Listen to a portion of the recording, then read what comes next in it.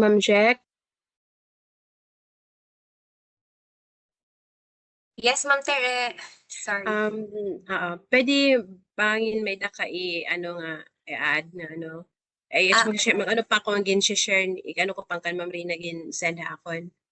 Alright, sige. So, thank you, Ma'am Tere. So, everyone, good afternoon and thank you for your presentation. So, I would like to know if na-upload na ba ang ibang nga presentations nga ready na i-submit?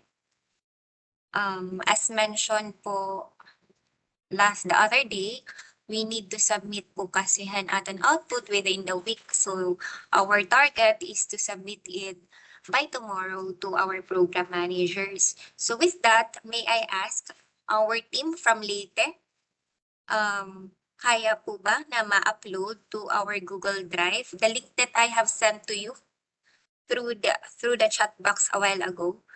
Kung kaya ba ma-upload and i-output by tomorrow morning?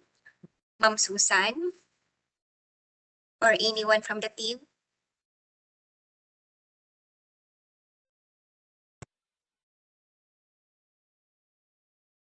Hello? Lady team? Am I heard? May comment ko Ma'am Jack kay Ate San. We'll try, ma'am. Alright, sige. Just ano lang, um, if possible po sana tomorrow para tomorrow afternoon masenta na. May da kasi na nag-aaro kasi they will be using the data for the further activities daw po. Especially mga tawag ini, and mga near expiry and expired commodities. So, amon era focus. And syempre, kung peraan available on hand nira na stocks per program. So, next is, how about Southern Leyte? Okay na ba kita aton output? Ma'am Jack may dala naman i-edit and then ma-send na kami. Alright, sige, thank you. Biliran? Ma'am Elaine? Yes po, Ma'am Jack. May edit lang po gamay. Then send po naman this morning. Sige, so I think the same naman po for the remaining provinces na may i-edit pa. That is right. Kailangan po talaga may ma-adjust or ma-amend your report. Say for example, mga recommendations na part. So, I think may talaga balik-balik lang na recommendation kasi yun din naman talaga ang nangyayari. Pero try to rephrase those comments or recommendations para di bagan redundant report. Okay, so yun po, to all of the provinces, kindly upload po sana po by tomorrow morning para po ma-share and link natin ngadtohan ating mga program managers. So before I proceed to my next concern, may I ask if adi pa aton meeting today and aton mga pharmacy assistants? Can I see a raise of hand po for our pharmacy assistants for the F1 plus BNB? Are you still on the call? Kita ko si Sir Roy. Kumusta, Sir Roy? Who else? Okay na po, ma'am. Kumusta po? Si Sir Herbie, sila Ma'am Janitan, sila Ma'am Jocelyn, sila Ma'am Jocelyn. Alright. Sige po. So, on our next meeting special, this goes to our pharmacy assistants assigned in the F1 Plus Butika ng Bayan. So, please prepare po your report to be reported. Medyo mahaba pa naman. May oras pa naman. To be reported on November 19 to 21, I think, sa ating year-end. Sa ating year-end na activity, you will be asked to report individually po doon sa status ng implementation ng ating F1 Plus Butika ng Bayan. So, I will be sending to you the template para you will have time to prepare for such presentation. Okay po. So, again, on our next meeting, which I think will be on our YEPA That will be on the 3rd week of November. Magpre-present po ang lahat ng PA regarding po doon sa implementation ng F1 Plus Butika ng Bayan at your end. Per you are assigned rather. So, yun. However, I would like to know if merong bang pressing concerns. May na ba ka mo mga kailangan i-raise na concerns, issues, or anything na kailangan ma-raise during this meeting regarding the BNB? Sir Roy, may da ka mo concern sa BNB Mapanas? Wala naman po, ma'am. Alright, sige po. In relation to that, Ma'am Hana, okay na ba kitahan atin FDE concern? Nakapag-comply na kita? So ma'am, maghihimo pa lang po ako sa kasi nakuha ko pala po ang naka-picture na na ansa ka ng ref na adaan picture po sa kanila contingency plan and then sa ang monitoring chart. So maghihimo pala po ako. Okay, however, naka-reply kita ha FDE within the reglementary period. Di ba 15 days after? Oh, bali paghihap po kahapon ngayon ma'am ang 15 days pero ihahabol ko po later. Mahimo sige po ako later. Ma'am, kapa na po anakon himuon or explanation lang po? Perhan amon istorya ni Sir Ortega, parang explanation man lang. Wari nag-mention hin ka pa. But Okay po, just to ma'am. be sure, try to i-reply lahera ha email lahera for clarification, and then i-open na laliwatan imo, if an imo na prepare is explanation letter, i-submit na laliwat ito, and then ask for guidance if whether or not for kapa na maadto or what. Address to lang po yun kay Sir Shote? Vincent, yes po. Sige po, ma'am. Thank you. Okay po. Thank you po. How about po BNB Lawaan, Sir Herbie? Any pressing concern po? Ma'am Glenda and Sir Herbie?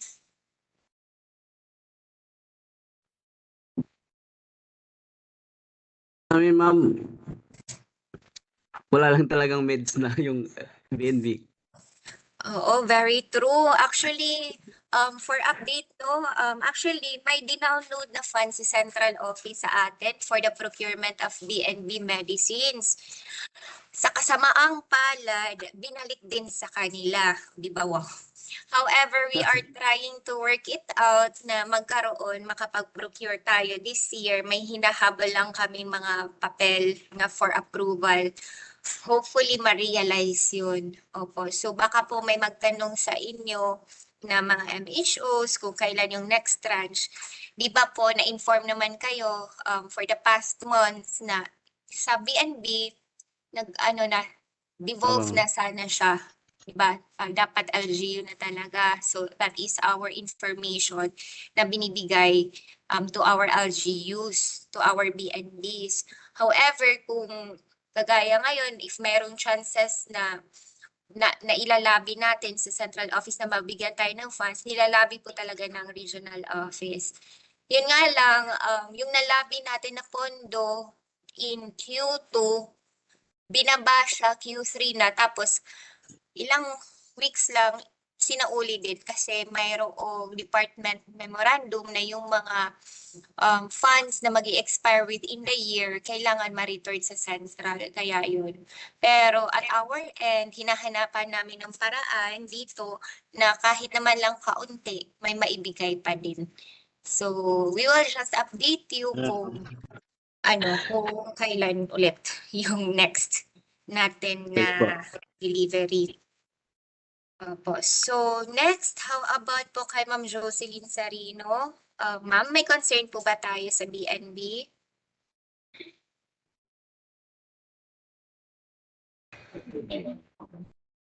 Yes, good afternoon po, Ma'am Jack. Yes po. Wala naman po. May magagamot pa po ba tayo sa BNB nyo?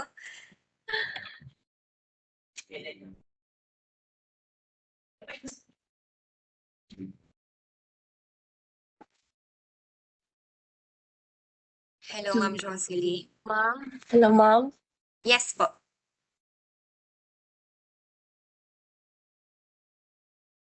Waray na po kami meds. Okay, sige, noted on that.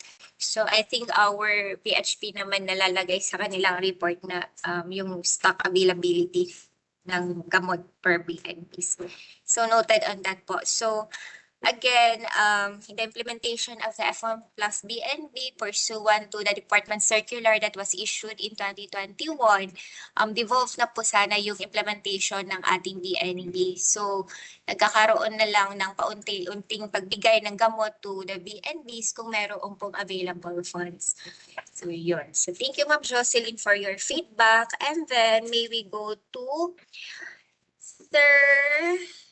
Nasaan na si Sir Martin? Sir Martin, kumusta naman po ang ating BNB? Hello ma'am, good afternoon. Good afternoon, sir. So far, okay man lang ma'am. I'm sure may medicine ka mo kay talaga integrated management of medicines and EU facility, right? May dagal ma'am guti ma'am kanan LGU procured. Apo. So yun, it's a good thing that the LGU nag-procure medicines for the BNB. Heads up lang kanina, may kumadiha akon nga Arla, the personnel clarifying regarding the F1 plus BNB. Pa-inform na lang po ang aton MHO nga kung pananglitan papa-register hira or magre-renewhan ira PCF license nga ni RHU. Pwede po ang gamito na lang nga lisensya ang EU F1 plus BNB FDE-LTO. So no need na ang RHU magmuwa sa nga private drugstore. Kasi ang EU facility, ang EU RHU, may dinapubutika. So please inform po ang aton mga MHO regarding this. So not only the PAs who will relay this to the MHO but also the public health pharmacist po. Kasi sayang naman makikipag-vote tas hira ngayon may capacity na kasi may naman nila talaga license to operate. Para di rin na po maantala ang pagkuha or pag-renew han PCF accreditation or licensing. So thank you for the for affirming it. So sila sino pa po ba yung nandito na PA? Si Ma'am Vanessa? Ma'am Van?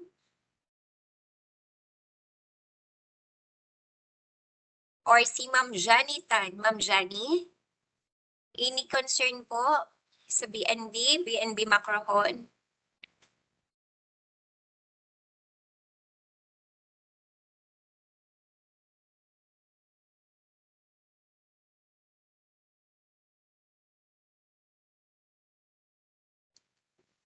I think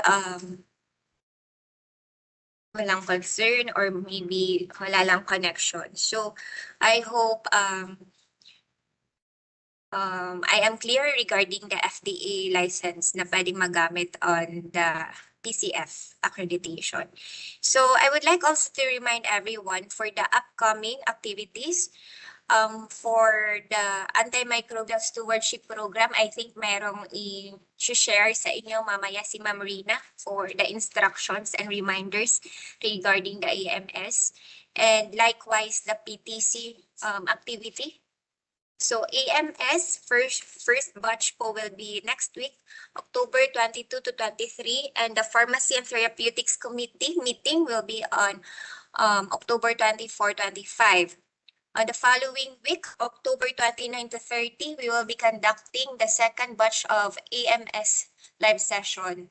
And on November 6, PAAW celebration naman. So for those provinces na in charge po sa PAAW, I hope nag-start na po kayo ng preparations po ninyo. I know you are busy, but hopefully, since maihan naman liwat natin inform na you will be the one in charge of this activity. Hopefully, may danaha mo initial na mga preparations of that. So, next is, ano ba? Next is the ELMIS orientation. So I hope it is clear to everyone regarding the ELMIS tool. Ma-wait na lang po kita Han-era orientation. For the meantime, okay lang kung gamiton niyo ang tool, hitiyo yan na monitoring ha October, kung kaya, kung nakakagets ka mo han tool. Okay lang naman kasi feeling ko, ang iyo concern is paano ang pag-compute something, han total number of scores. Pero if diri kaya, we may wait naman po hiton orientation ni supply, hopefully by next week. We will just inform you. So I think that's all for me. Thank you everyone. And back to you, Ma'am Tere or Ma'am Ray. Thank you, Ma'am Jack, for the updates. Kung share ko na po yung sa calendar of activities po.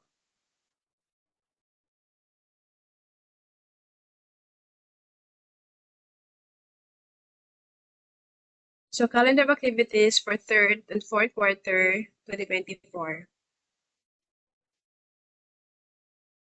So sa August, yung 8 to 9 feedback meeting for the National Drug Policy Programs done na po.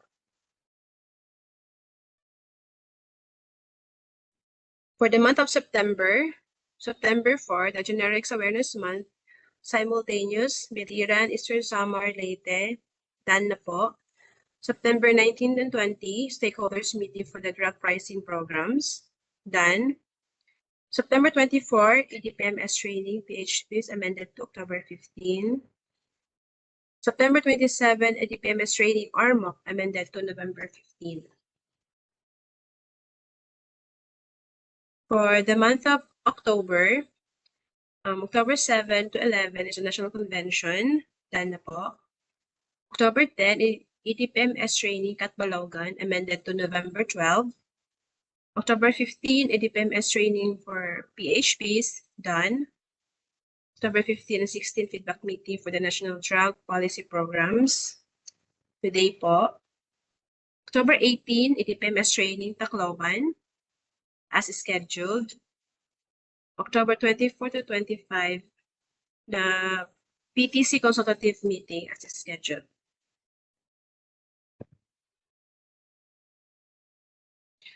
October AMS Blended Learning Program. So September 30 to October 4, Visualize Session 1, done. October 8 to 11, Live Session 1, cancelled, scheduled together with the Live Session 2. October 14 to 18, Modular Session 2, ongoing.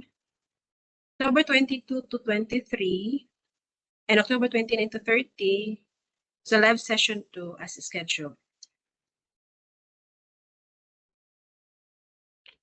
For the month of November 6, Philippine Antimicrobial Awareness Week, North Samar, Southern Leyte, and Samar, as scheduled. November 12, EDPMS training at Balogan, as scheduled. November 15, EDPMS training Ormoc, Sabine Resort Hotel, as scheduled. November 21 to 22, stakeholders meeting for the drug pricing programs, as scheduled. And November 27 to 29, year-end program assessment and data validation and completion of reports of the National Drug Policy Programs for amendment or schedule on November 18 to 20, 2024. And last month is December 3 and 4. These are the feedback meeting for the National Drug Policy Program. Fourth quarter na po to, as scheduled. Yun lang po. Hello, good afternoon everyone. Good afternoon. Babati po na. Hello? Hello, pero nakabati ka? Ano siya, Rin? Choppy. Happy. Mahina signal. Ito. Hello, good afternoon everyone. Musta Very po? klaro rin. Diri klaro. Hindi na signal. Alila kasi ako takpon. Hello, good afternoon. So thank you so much, Ma'am Tere, for hosting our third third quarter feedback meeting po for this year. So thank you so much everyone. So very fast na po ito kasi time check it's 4:47 na and almost 5 na ko lang. So thank you so much po. So na-present na din po ni Ma'am Tere yung calendar activities. I would like to thank everyone po for presenting the third quarter inventory reports of our mga provinces at mga PHP. So congratulations everyone po. So for our activities, as mentioned ni Ma'am Angel kanina, lang po, reminder, by the way po, nasend ko na yung ating invitation letters. So nuna ko muna yung batch 1. And then tomorrow, i-scan ko din yung sa batch 2 naman ng invitation letters. So, mapaas lang ako ng help po sa inyo, especially for those PHPs na mayroong assigned areas for the batch 1. So, kindly send po our letters sa ating mga facilities. So, sorry po if medyo natagalan kasi as you all know, an aton status update was just sent from the central office. Yung updated po last kahapon lang, Wednesday. So, kaya medyo natagalan po talaga yung ating pag-send out ng letter. So, sana before that nga date, naka-inform na din kayo sa inyong facility na meron talaga tayong scheduled live session. And I hope na alam nila na meron talaga tayong scheduled live session, batch 1 and batch 2 for this month. And then, with regards naman po sa sa venue, so it is in Hotel Costa Brava. So same batch po, batch 1 and batch 2, same venue po sila. And then we will send po advisories with regards po sa time sa start ng activity and then sa accommodation, etc. Pero yung activity po pala is lang po siya, one night lang po siya na accommodation. So for those na gustong mag-avail in advance, like for example, to Tuesday Maniton Hiya, if in case gusto nilang mag-earlier na makapag-check-in, please inform us ahead po. Pero an aton kasi activity and tawag ito, an second day kay until lunch lang hopefully kasi alam naman natin na yung iba is malalayo pa. So for this pala, magsisend ako ng within po sa mga PHPs na mag-join for next week. Bali, meron pong mga PHPs na ma-join as yung mag-review or mag-recap po, just like as we did for the last 3 years na AMS live sessions. So ngayon, face-to-face na. So syempre, yung recap, face-to-face na din. For this year pala, yung central office will not be able to join us na talaga kasi po sa ibang region, yung CHD na talaga yung nagkakandak ng activities. So ngayon, kita nag-ihat po it magkakandak. So the PHPs, hindi lang po mag-a-assist, but also you will also serve as mga resource person. So dapat ready po kita ito. Okay, so mag-enlist ako niyan kung mga PHPs na ma-join ito. Siyempre, may concerned na mga facilities for that batch. And then, very din na lang din po for the second batch. Kay ganun din po yung gagawin natin. We will send po advisory hopefully tomorrow with regards sa accommodation, etc. And then, pa ba? Sa PTC naman po, Tere and Charmy, we will talk po with niya kung natin pamada. And then, may naman diwat na initial na prepare ni Ma'am Angel kung natin pag-review with ating PTC activity. So, po ito yan, diretso na ang ating activity next week from Tuesday until Friday. Pero yung concern ko lang is an accommodation din. Kasi yung sa talaga, yung AMS, one night lang siya. And then, kitaon natin schedule. sana maka-request kita extra room for those na magdudro diretso na until Thursday and Friday.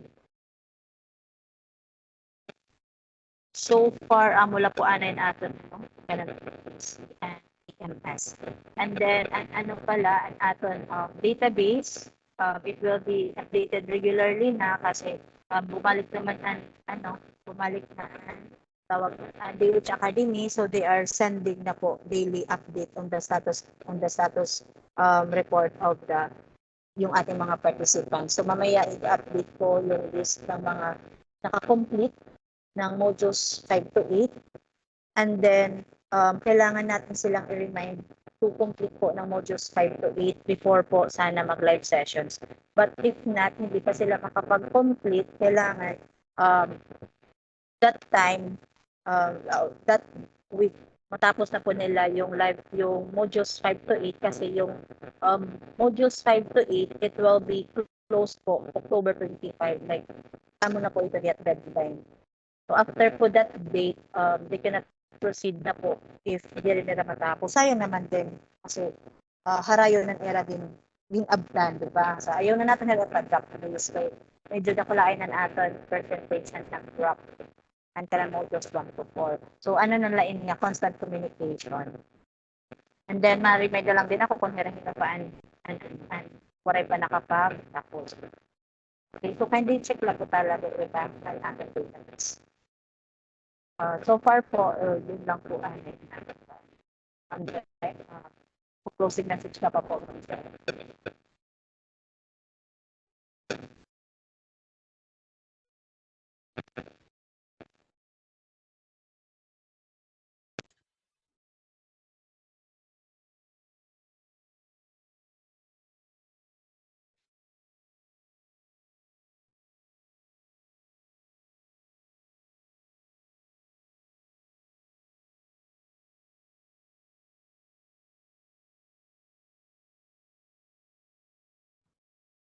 Ma'am Rin, may ada pa update? Or okay na kita?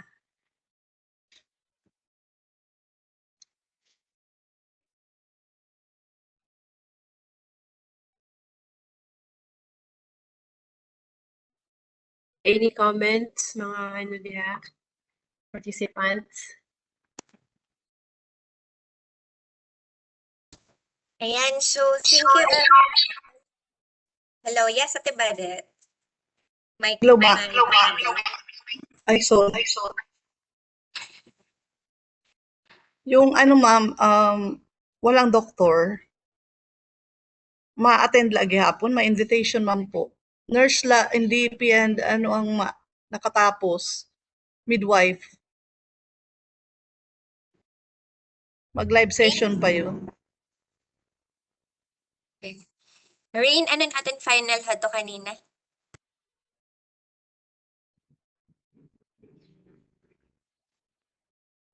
Hello, Ma'am Jack. Good afternoon. Hello, Ate Badet. And with regards po, Yes po. Hanwaray, tawag ito, Hanwaray MHO, they can send din po tawag ito, representative. But syempre, with regards an era output, they have to, they have to coordinate sa era doctor kay, di ba, and team leader man talaga, AMS team is the doctor. So, Okay bisan po. pa wala nag-enroll an MHO, kailangan pa din nila mag-close contact with their MHO. Kay masyashock daw with MHO nga may ada AMS tapos wala hera nag-enroll. Pero di ba kay aware man liwat hera, wala hera nakapag-tapos or wala hera nakapag-enroll. Yes po. But the commitment kasi, ang commitment talaga ang facility nga they will join, di ba? Amo man talaga aton tawag ito, an aton dati pa nga agreement niya. Nagko-commit hera, so dapat expected ato nga mag-enroll hera. Pero yun lang, kay ang iba, may nakita mga physician gihap nga wala nakapagtapos, sayang laliwat. Pero they still have to to present it era output gihap po. Okay. May one last question. Kasi ang mayaon man MHO, wala na daw sila budget for TEB. sa Lope. Pwede daw mag-virtual. Pwede Yes. naman, Ma'am Jeff. Yes, correct. That is correct. They may join virtually na lang po. Make sure lang that they Okay are ready po hirahan ira outputs para just in Yes case na po, may ma'am. internet connection problem, madali lang natin ma-share within the group. Kasi unlike our previous year na kandakan EMS, this year's EMS activity will have a little twist kasi nga face-to-face na. So, Yes. for those po nga di rin makaka-attend and representative to present their outputs, the PHPs should ensure nga submitted or uploaded la po gihapon and era live session 1 and live session 2 na output on the day nga scheduled hira nga mag-present on that. Okay po ba? Okay po. Thank you, ma'am. Anything else before we close the open? So I think there's no more questions or for clarification. So we had a productive day, I think so, kasi maraming presentations and you were able to present the profile of all of the DOH commodities under your province. Thank you for your time and for your valuable contributions for today's meeting. So please keep in mind po the deadlines, especially the submission po of your output. Damo nga salamat to our team leaders who ito ba nga nagdaan na talaga despite of all of the challenges, and of course to our public health pharmacists nga who continuously support our program, because please all know that without you, waray po NDPP programs. It won't be possible for us to submit any documents or any data to the central office and to our regional counterparts without you. So know that all of you are very, very much valuable, including our pharmacy assistants who are deployed in the F1 Plus Butika ng Bayan. Damo nga salamat everyone, and I hope you will be safe as always. And please feel free to raise your questions or comments, or kung may nakamo suggestions, please don't be afraid to raise it to your team leaders or through our group chat. So again, damo nga salamat to my team here in the regional office, to Ma'am Rina, to Sir Kit, and to Sir Mart also. So thank you everyone. And of course, to our host team, Southern Leyte. Salamat po for your leadership, Ma'am Tere, and Thank you, Ma'am the Jeff, for the PHPs in support. Southern Leyte. So please guys, let's continue to watch each other's back.